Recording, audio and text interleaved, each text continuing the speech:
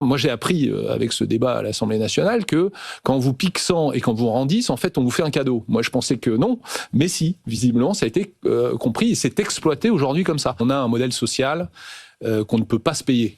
Si vous avez un dispositif avec un État qui, pour des raisons politiques, va dire « moi, je prélève énormément d'argent sur les entreprises », que ce soit fiscalité, que ce soit sur le travail, peu importe. Enfin, au bout d'un moment, c'est quand même dans la poche de ceux qui travaillent et des employeurs. Hein, c'est bien là que qu'on le prend. Et ensuite, on va faire toute une usine à gaz pour le redistribuer, éventuellement même à la personne à qui on l'a pris, en disant « je t'en prends trop, mais je t'en rends ».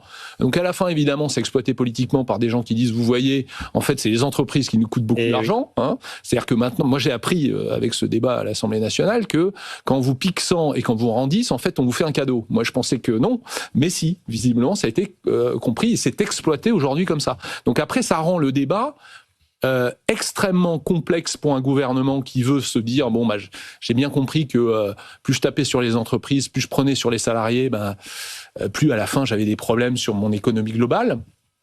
Mais en face, ils ont finalement donner le bâton pour se faire battre à une opposition qui n'a plus qu'à dire non mais attendez, vous voyez bien, c'est le gouvernement des riches et des entreprises.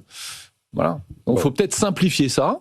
Hein, vous avez un certain nombre d'entrepreneurs qui disent écoutez, nous, il faut absolument maintenir toutes ces aides en ce moment parce qu'on en a besoin, mais dans un monde idéal, on serait tout à fait d'accord pour avoir beaucoup moins d'aides, voire pas du tout, mais un niveau de prélèvement. C'est le grand shift, on baisse les impôts et on baisse les aides. Vous faites un truc simple sur les là, entreprises. Tout le monde s'y retrouve, c'est lisible, ça marche. Ça fait 15 ans qu'on en parle, mais on voit qu'on a beaucoup de mal à le mettre en place. On a créé un modèle extrêmement complexe, très sophistiqué, et plus un modèle est sophistiqué, plus il est fragile.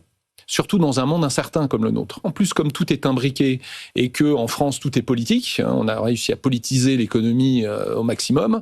Donc tout est une question de débat et on va avoir du mal à se mettre d'accord alors que, j'allais dire, le niveau de l'eau monte et qu'on est bientôt complètement asphyxié.